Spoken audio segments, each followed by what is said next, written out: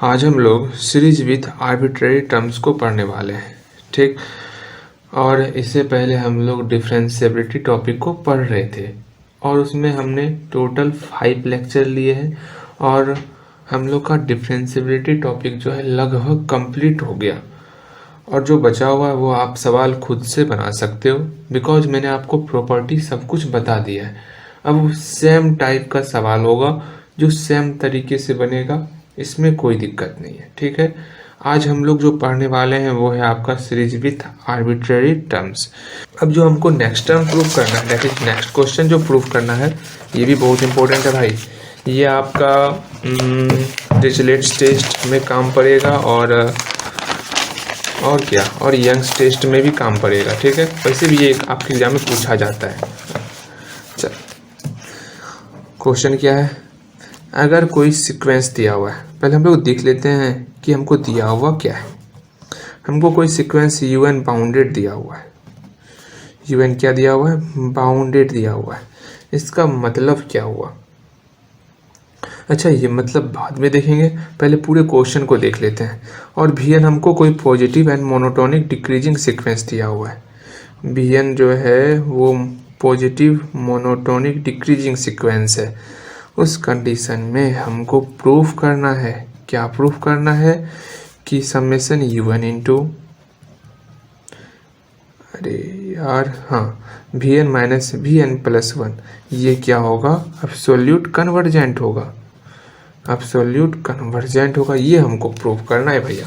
अच्छा जी, हाँ मैंने तो पहले ही बता दिया, ये आपको डिरिचलेट टेस्ट में काम पड़ेगा, ठीक है ना। वो भी थ्योरम काफ़ी इम्पोर्टेंट है आपके लिए, जो कि इसके बाद हम लोग देखेंगे। इसका मतलब समझ रहे हो आप? जैसे कोई आपको क्वेश्चन आ जाए आपके एग्जाम में 1/n into n plus 1 minus n plus 1 बटे n प्लस 2, इस टाइप का क्वेश्चन आ गया। सिंपल सा आपको दिखा देना है। क्या दिखाना है? इसका जो UN है वो मेरा बाउंडेड है, ठीक है। एंड जो इसका VN है, ये VN है ना, VN प्लस 1, ये आपका जो है मोनोटोनिक डिक्रीजिंग सीक्वेंस है। अगर ये दोनों आपने दिखा दिया तो ये सिंपल सा आपका जो है कन्वर्जेंट हो जाएगा, दैट इज एब्सोल्युटली कन्वर्जेंट हो जाएगा। कितना सिंपल है इसको एब्सोल्युटली कन्वर्जेंट दिखाना, अगर ये थ्योरी आपके साथ रहेगा ना। ये सब क्वेश्चन बहुत ईजी है आपके लिए, तो ध्यानपूर्वक इस थ्योरी को समझना है। तो फर्स्ट ऑफ ऑल हमको दिया हुआ क्या है? सिंपल सा हमको UN बाउंडेड दिया हुआ है। अच्छा, ये सारी बातें बाद में, पहले हमको देखो प्रूफ क्या करना है। हमको इस टर्म को एब्सोल्युटली कन्वर्जेंट दिखाना है। इसका समझते हो मतलब क्या होता है? ये कन्वर्जेंट भी होगा, किसका? ये एब्सोल्युटली जो है इसका बाउंडेड बन जाएगा। मतलब यहाँ से एब्सोल्युटली को मैंने हटा दिया है और ये एब्सोल्युटली कहाँ चले गया? इस टर्म के पास, ये इसका मोड बन गया। तो mode UN into VN minus VN plus 1, तो इस टर्म का मोड का सम भी कन्वर्जेंट होगा, अगर एब्सोल्युटली कन्वर्जेंट हमको दिया हुआ रहेगा तो, ठीक है। तो सिंपल सा इसके मोड को हमको कन्वर्जेंट दिखा देना है, तो मेरा ये दिख जाएगा कि ये टर्म जो है हमारा एब्सोल्युटली कन्वर्जेंट भी है, बिना मोड का टर्म होगा वो, ठीक है। चलो हाँ, अपने लक्ष्य पर आगे बढ़ते हैं। इसके लिए हमको UN का मोड निकालना होगा और VN माइनस VN प्लस 1 का मोड निकालना होगा। पहले वो निकाल लेते हैं, जो कि हमको दिया हुआ है। UN क्या है? बाउंडेड है। जब UN बाउंडेड है, इसका मतलब क्या हुआ? UN जो है किसी खास टर्म से छोटा है। M is a fixed value, ठीक, कोई ना कोई फिक्स वैल्यू है M। और इसके मोड की बात की जाए, इसके मोड की बात की जाए तो बहुत आसान है। क्या आसान है ये समझो। चूँकि हमको दिया हुआ है VN क्या है? पॉजिटिव है और मोनोटोनिक डिक्रीजिंग दिया हुआ है। जब डिक्रीज कर रहा है ये टर्म, इसका मतलब VN के आगे का टर्म VN प्लस 1 ये तो छोटा हो जाएगा, मे बी इक्वल भी हो सकता है। तो therefore VN less than equal to VN plus 1। हाँ जी, अब यहाँ समझना है। VN एग्जाम्पल लो, 2 और 2 से छोटा 1, ठीक। इसका मतलब 2 और 1 को जब घटाएंगे ना, तो इसका वैल्यू हमेशा 0 से ग्रेटर होगा, 0 से हमेशा ग्रेटर होगा। हाँ, मे बी 0 के इक्वल भी हो सकता है, ठीक, जब 2 इक्वल टू 2 होगा तो घटाओगे तो 0 के इक्वल होगा। जब इस दोनों को आपस में घटाएंगे ये हमेशा 0 से ग्रेटर होगा, कभी नेगेटिव नहीं हो सकता। इसका मतलब हो गया इसका मोड जो होगा ना, इसको मोड के साथ लगाओ या बिना मोड के साथ लगाओ, दोनों का वैल्यू सेम ही आने वाला। ये हमेशा पॉजिटिव ही आएगा, नेगेटिव नहीं आने वाला, हमेशा ग्रेटर देन इक्वल टू 0 होगा। आप मोड लगाओ नहीं भी लगाओ दोनों में सेम है। इसका मतलब मोड वाले का वैल्यू ये टर्म आ चुका है। ठीक है, मेरा चिरकुट कहाँ गया? चिरकुट में इस चीज़ को हम लोग लिख भी लेते हैं कि हमारा जो है क्या है, mod V N minus V N plus 1, इसका वैल्यू जो है V N minus V N plus 1 आ चुका है।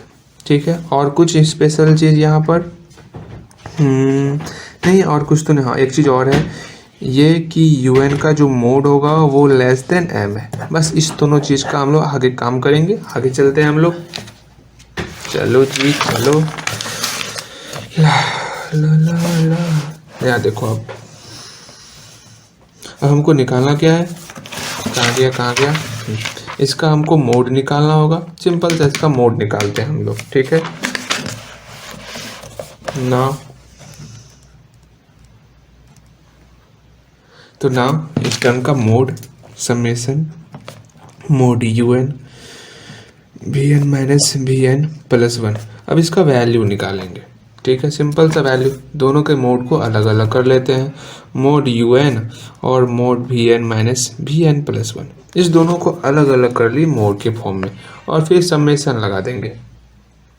ठीक है, यहाँ तक में कोई दिक्कत नहीं। अच्छा, आप यहाँ ध्यान दो, हम लोगों ने क्या देखा था, यू एन का वैल्यू क्या था, ध्यानपूर्वक समझना। जब यू एन का मोड था उससे ग्रेटर था एम, तो यू एन जो है एम से छोटा था।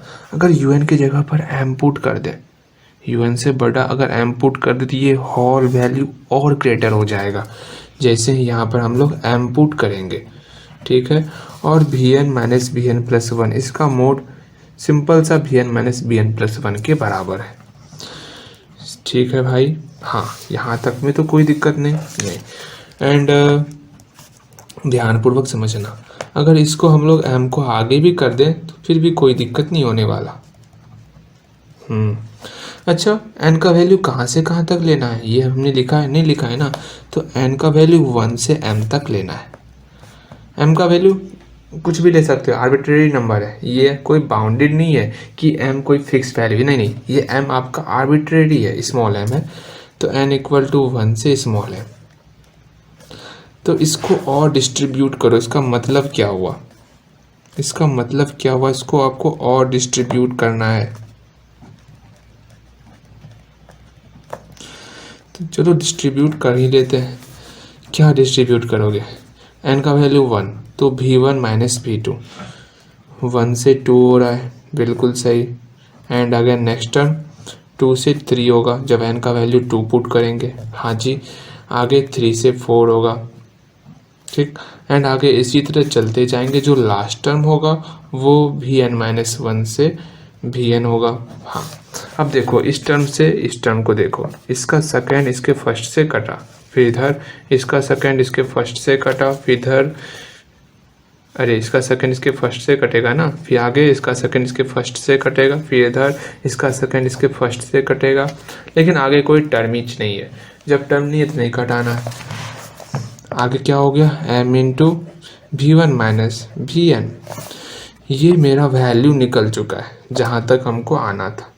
ठीक, वैसे हमको m तक ही लेना है ना, हम लोग कहाँ तक ले लिए यार, हमको m तक जाना था ना, तो m माइनस 1 से m। ठीक है, यहाँ m होगा, इसके आगे एक और टर्म होगा आपका, बिकॉज हमको ध्यानपूर्वक समझो, ये टर्म था ना, इसमें n का वैल्यू m पुट करो तो m से m प्लस 1 तक जाएगा। एक और टर्म लिखो vm से vm प्लस 1। अब देखो इस दोनों टर्म में इसका सेकेंड इसके फर्स्ट से कटेगा, तो बच क्या गया, यहाँ v1 बचा, यहाँ पर vm प्लस 1 बचा। ठीक है जी, ठीक। अब जो है ये टर्म जो है आपका, ये टर्म इससे लेस देन है। आप इस साइड ध्यानपूर्वक देखो, वहाँ पर कुछ इस टर्म में घट भी रहा है। जो घट रहा है उसको हटा देना है। कौन सा टर्म घट रहा है, ये टर्म घट रहा है, इसको हटा दो, फिर भी तो ये और ग्रेटर हो जाएगा ना। हाँ, अब ये दोनों आपका फिक्स वैल्यू है, फिक्स वैल्यू डैट इज ये हमारा जो है कन्वर्जेंट हो जाएगा। यही तो हमको निकालना था कि कोई ना कोई फिक्स वैल्यू आ जाए। जैसे ही फिक्स वैल्यू आ गया इसका मतलब क्या हो गया, यहाँ लिख दो ना MV1 is a fixed value. ठीक, इसका मतलब हो गया ये जो हमारा कन्वर्जेंट है, देयरफॉर इट इज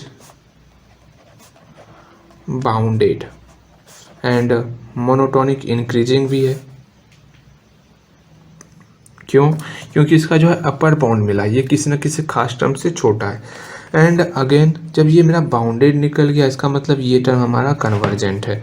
तो समेशन n इक्वल टू 1 से n mode UN Vn minus Vn plus 1 is convergent. जब ये हमारा कन्वर्जेंट निकल गया इसका मतलब हो गया जब मोड को हटाएंगे तो ये मोड यहाँ पर आएगा और एब्सोल्युटली कन्वर्जेंट हो जाएगा। Therefore summation n equal to 1 से n तक UN Vn minus Vn plus 1 is absolutely convergent. यही हमको प्रूव करना था मेरी।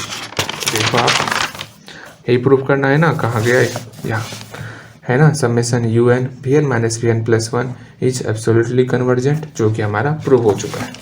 ठीक, चलो ये हमारा प्रूव हो गया। अब जो लास्ट जो बहुत इंपॉर्टेंट है वो है आपका डिरिचलेट टेस्ट।